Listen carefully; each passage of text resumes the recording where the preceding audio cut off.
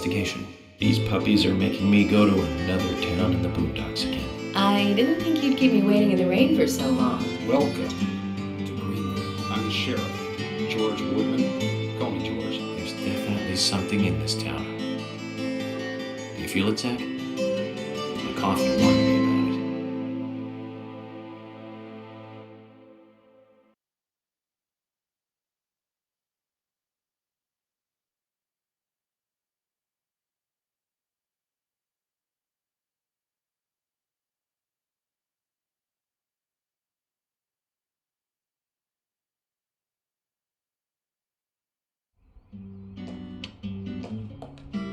The Greenville General Hospital is down the road by the lake. It's too far to walk.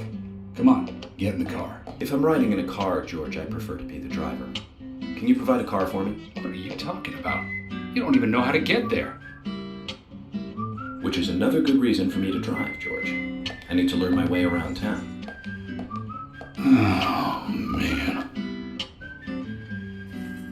Very well. Then I'll ride with you. I want to keep an eye on you.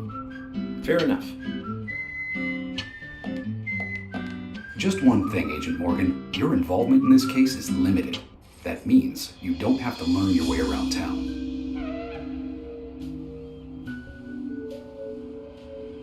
George, we better get moving. The hospital closes at 2100.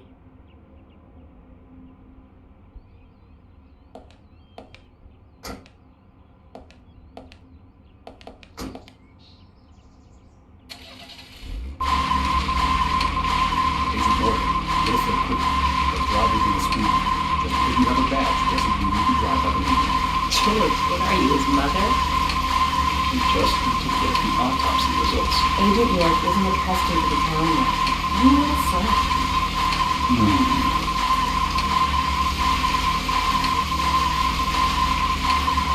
Well then, Agent York, let's get going. Sure, sounds good.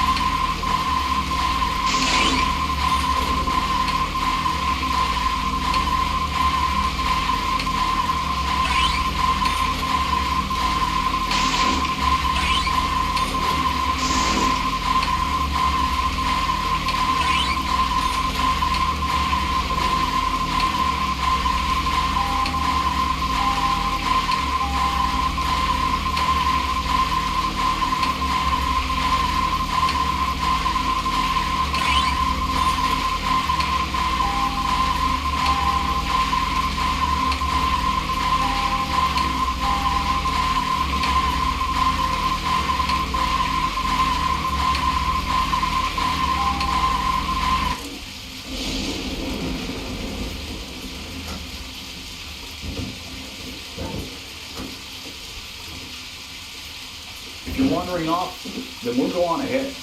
We don't have time to mess around. Okay, I'll meet up with you later. Agent York, the hospital closes at 2100. Please make it inside before then.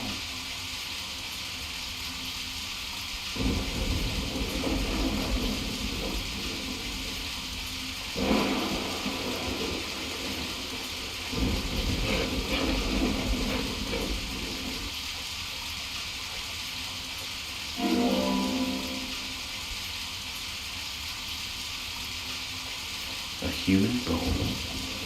This doesn't look related to the case, but shouldn't I let someone know?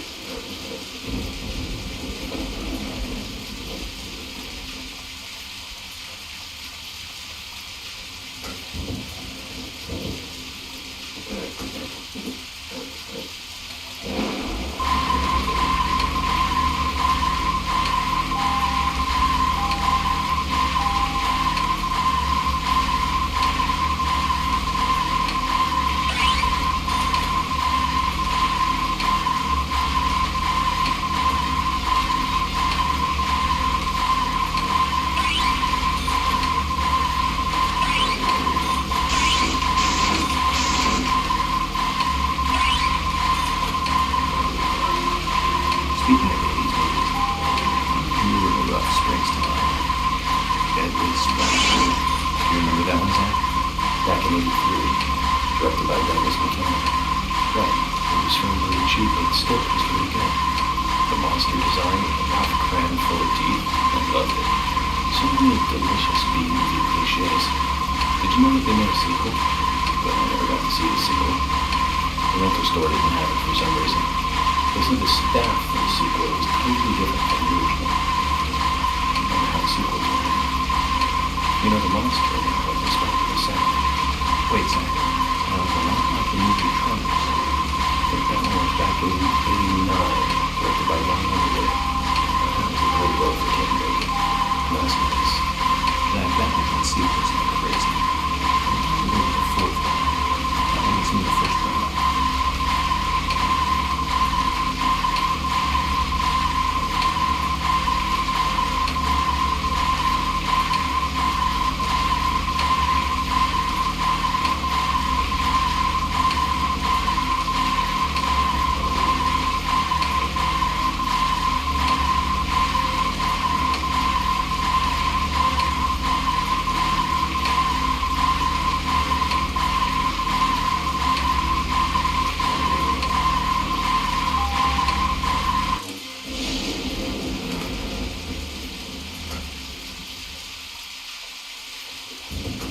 Zach, is there something here that you want to check out? They told us to be there before 2100, but don't worry about that. Let's do whatever you want to do.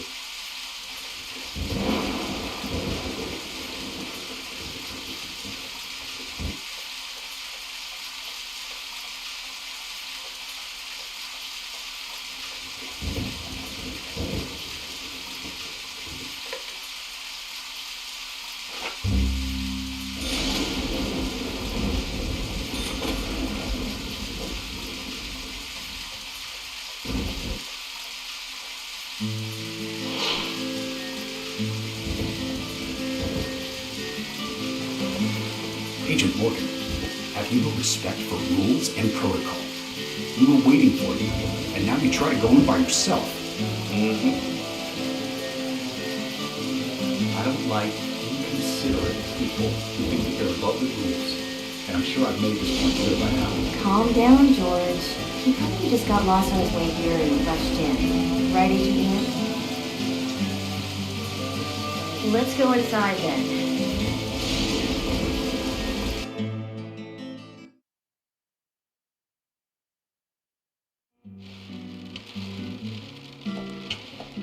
Hello, Sheriff.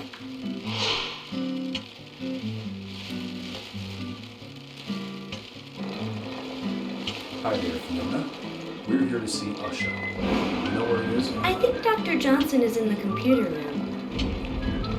Computer room? In a hospital? Nice to meet you, Mr. FBI agent.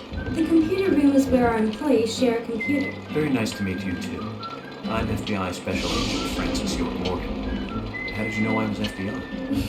Easy. None of the police in this town wear cologne. Besides, that scar on your face is the biggest rumor in town. Rumors get exaggerated as they spread, even in the countryside. What's that you're reading, if I may ask?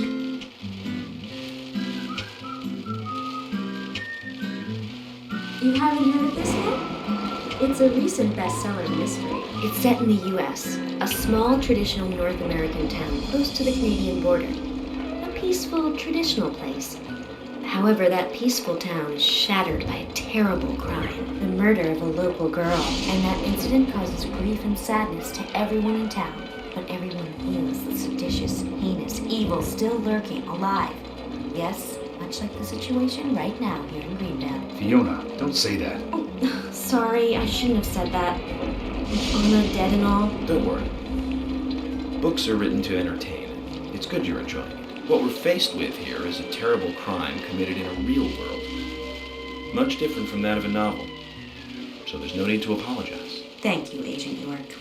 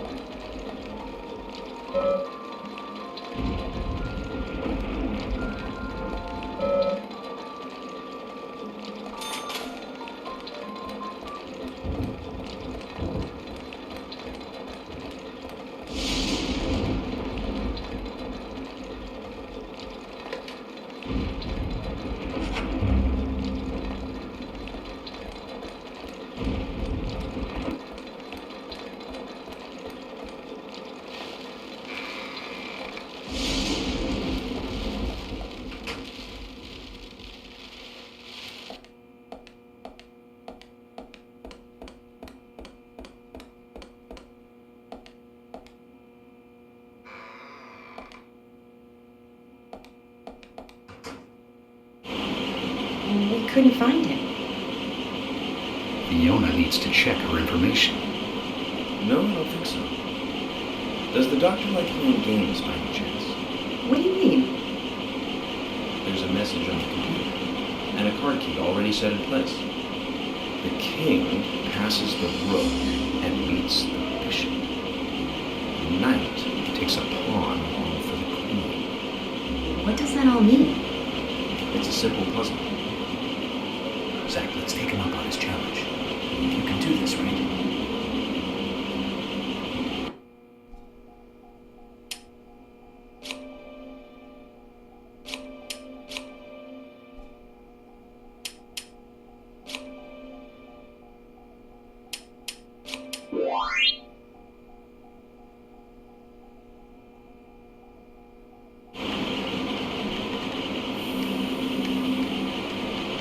The doctor awaits below with the deceased. Another code? But there's nowhere to insert a password. More games. I'm going to get Fiona to call Usha up here right now. No need, Jordan. The message appeared with the card key. It's telling us where to use it. This is not the time to be joking around, Agent Morgan. Dr. Usha is below with the deceased. With I. Below being underground, I take it. Simple. Simple. Then it's time to meet the mischievous architect of this little game. Nah.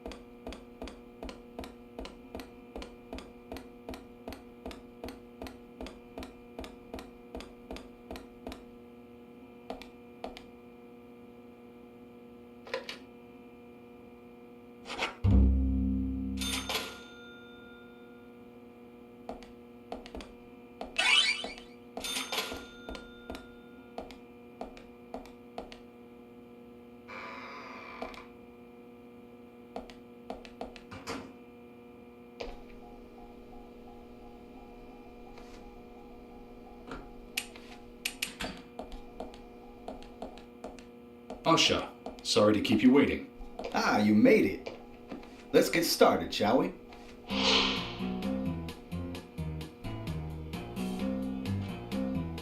This is Agent Morgan from the FBI. Nice to meet you. I'm Usha Johnson, the doctor in this hospital. FBI Special Agent Francis York Morgan. Please call me York. Everyone calls me that. Very well, Agent York. Are you a forensic practitioner? Let's just say I've dealt with corpses before. That battle of wits, by the way. Did you create that yourself? I just wanted to see if our FBI agent could handle the task. I see. Well, it was pretty fun. Oh, I'm glad you liked it. We don't have much time. We need those autopsy results.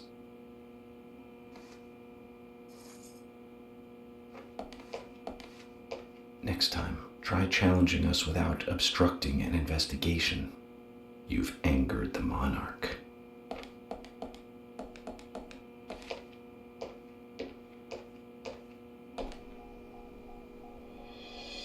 From the onset of rigor mortis, the stiffening of the muscles, the time of death is estimated to be between 20 and 2200 hours. That's still quite early for such a crime to take place. Note that there are 2 exterior wounds, pressure marks around the neck, and a long cut running from chest to abdomen. Blood marks on her right hand tell us she was gripping something round in her right hand.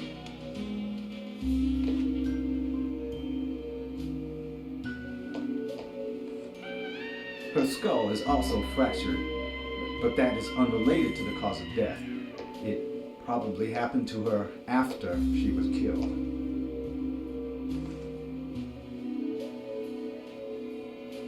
Now, I first thought death by suffocation, due to the marks on her neck. But after further investigation, I now have a different conclusion. The direct cause of death was loss of blood from the wound.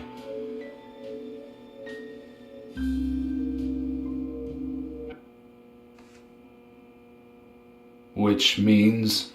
She was cut up while she was still alive. Yes, a sharp knife was used. It was inserted beneath the sternum and then quickly sliced downwards. The excessive loss of blood from her internal organs is what actually killed her. Her nails are clean, and with no skin cells from the attacker. She also doesn't appear to have been bound nor badly beaten. She was apparently killed without resistance. The most tragic thing, however, was that she was unable to speak her story to anyone who could hear her cries.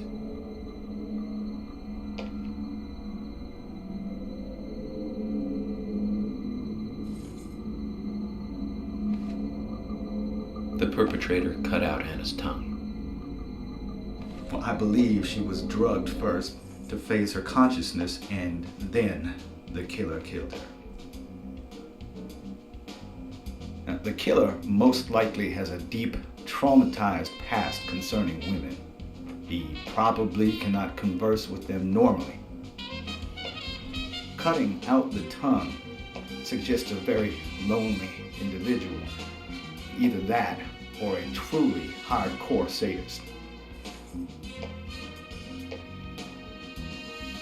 He must get off on watching women suffer, especially when they can't answer back. And he watched as the blood pumped from her body, as she gradually grew cold. A case in Seattle in 1985 was much like... Usha, please, limit your report to your findings as a doctor. Criminal profiling is my job.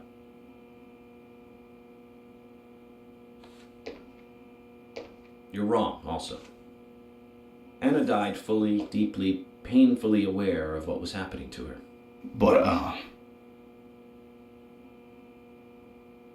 Tell me, what time did it stop raining on the night Anna was killed? Just before I went to bed, right after the movie on TV ended, so Around 1 a.m. What movie was it? An American Werewolf in London. Directed by John Landis, 1981. So the rain stopped, accompanied by the ending song, Blue Moon. George, would you mind if I examined Anna myself? What more do you hope to find?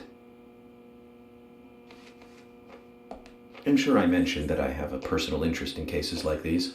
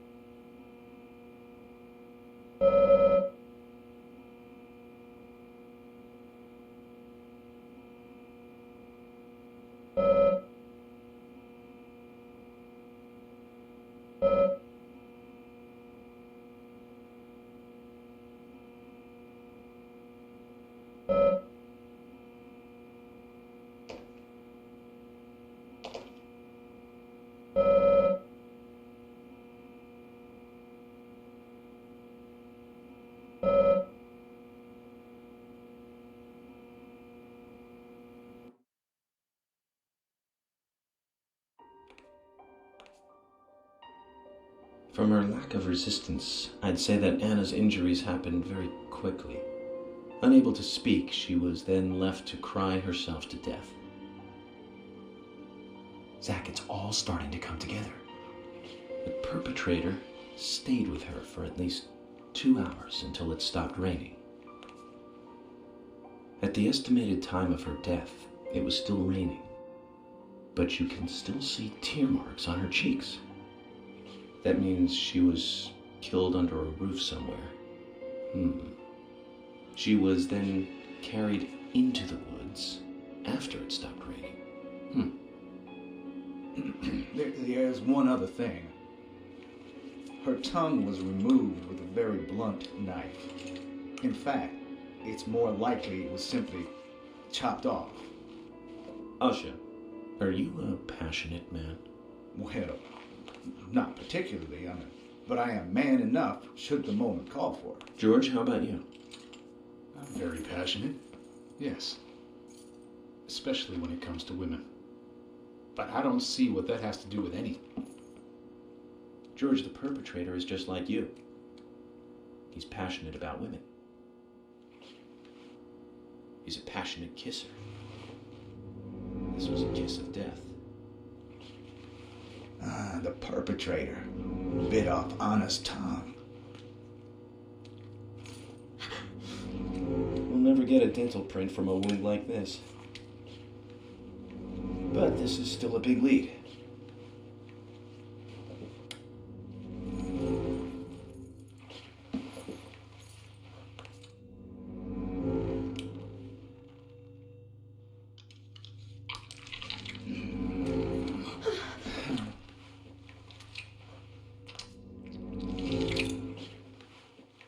Jackpot, Zach.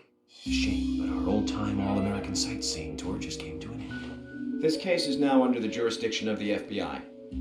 I'm assuming command. I'll need you to assist me in the investigation.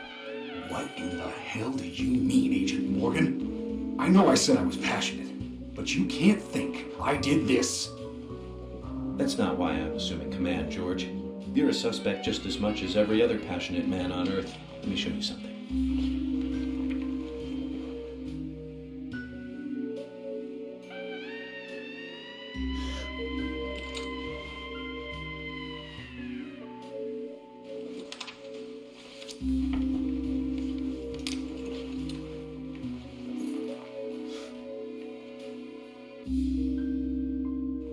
There you go. Amazing, huh? I'm sure you have a lot of questions, but most of the details are top secret. George, Emily, we should be going. No need to stay here any longer. Okay. I have to sign the release. Just give me a moment. Very well. I'll go on ahead. I can't take it any longer down here.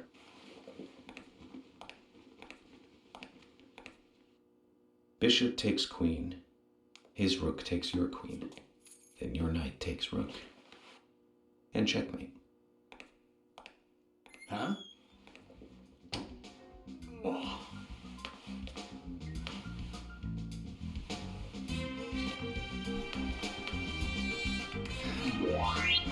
My first victory in the Grandmaster ranking.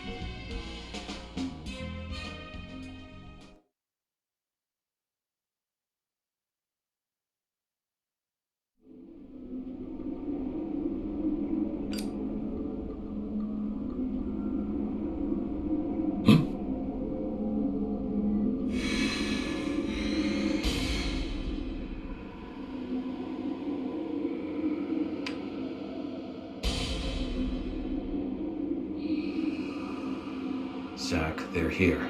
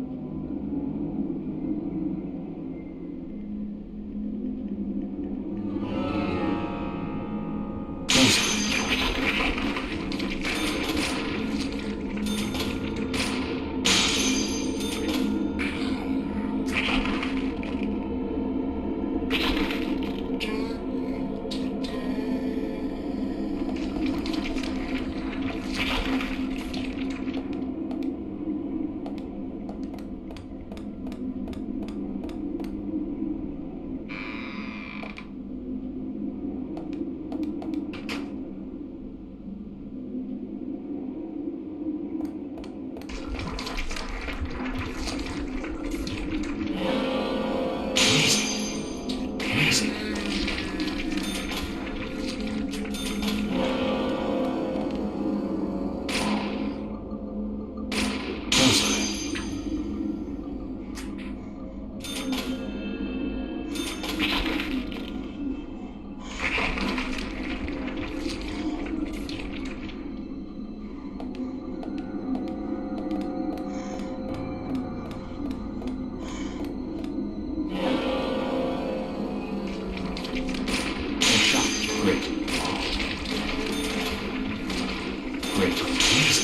Yes.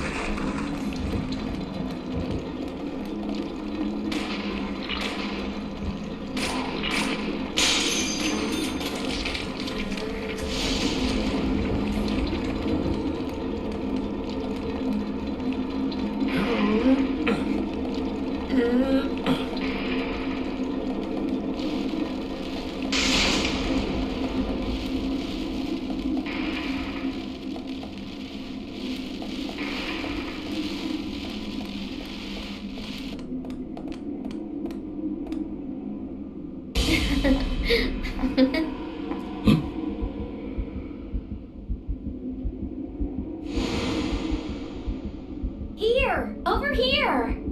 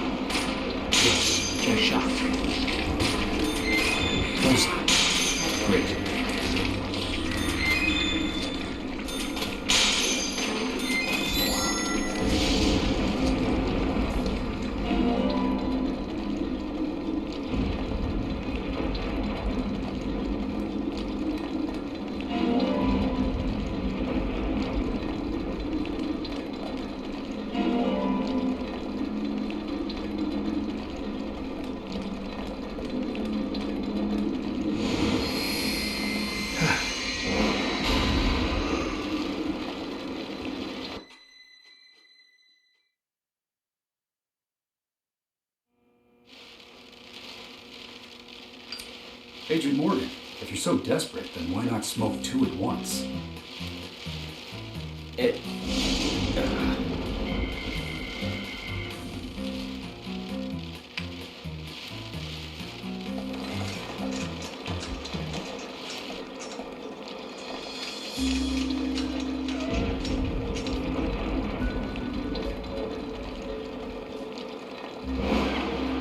Who's that old man? That's Harry. Harry Stewart. One of the bigger problems around here. His father started up the lumber trade and founded this town. He's a weird one, as I'm sure you can see. Always dressed like that, never speaking to the townsfolk.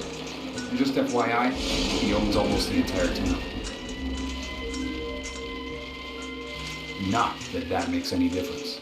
So long as I'm around, he won't be getting away with any funny business.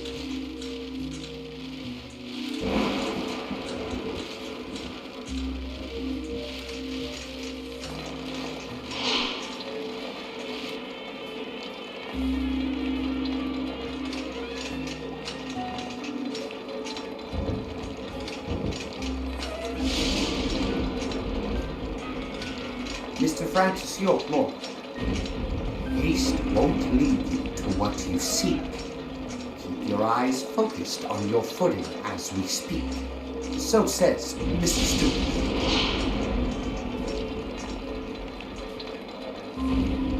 Nice to meet you too. How did you know my name?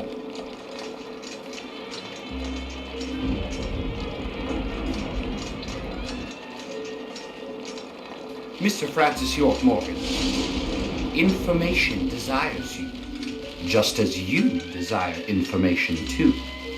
So says Mr. Stewart.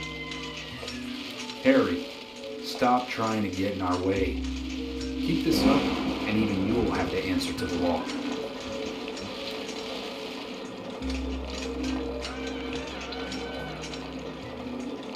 Mr. Francis York Morgan, with each raid, our town goes mad.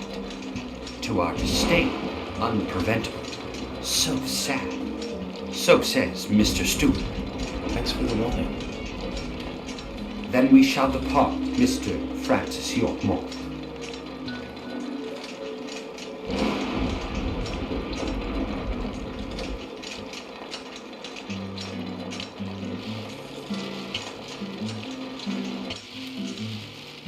That's how he always is.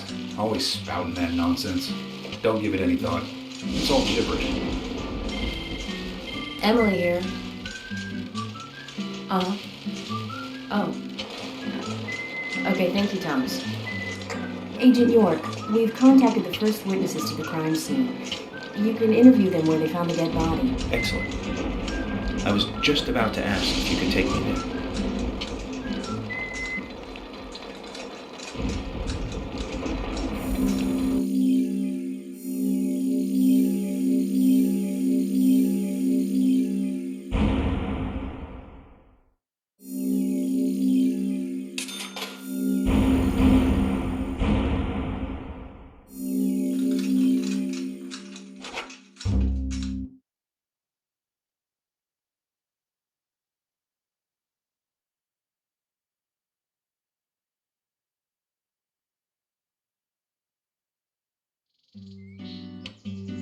The body was found in the Greenvale Forest Park. That's west from here, and too far to walk. A forest park? It's the pride of the town. It has a beautiful trail leading to a viewing site over Velvet Falls. That does sound fantastic. Show me the sights. That may have to wait. We promised to be there by 1800 to interview the first witnesses to the crime scene.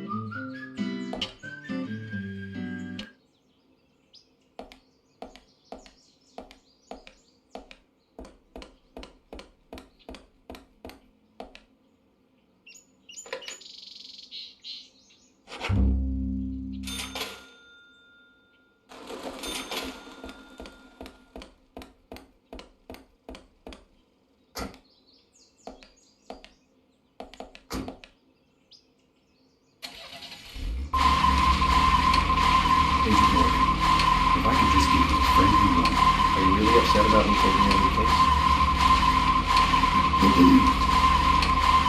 I have the authority approved by the FBI to serve command. I understand you don't like it, but you will follow my orders. I'm not disputing FBI authority, but this is our town. You won't get far alone, and you gain nothing by antagonizing me. It's part of my personality. I just do things my way. I can take you off the case if you wish. Stop stop it, you two. We need to solve this case, not bicker among ourselves.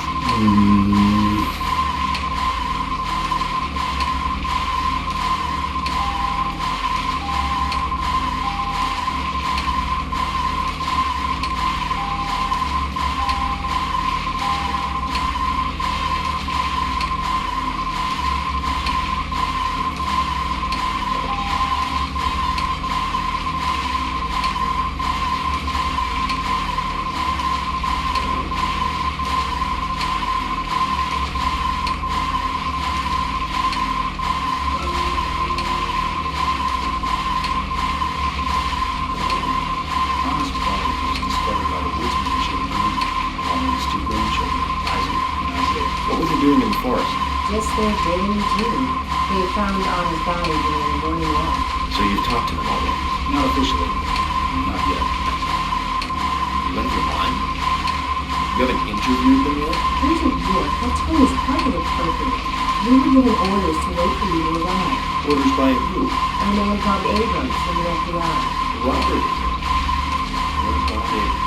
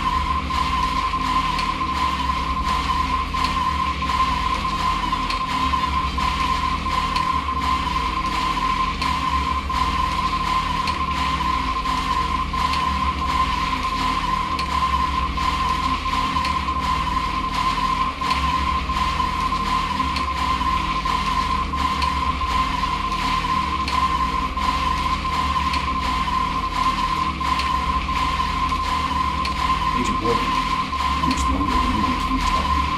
Maybe we should cut the chit-chat and go get our official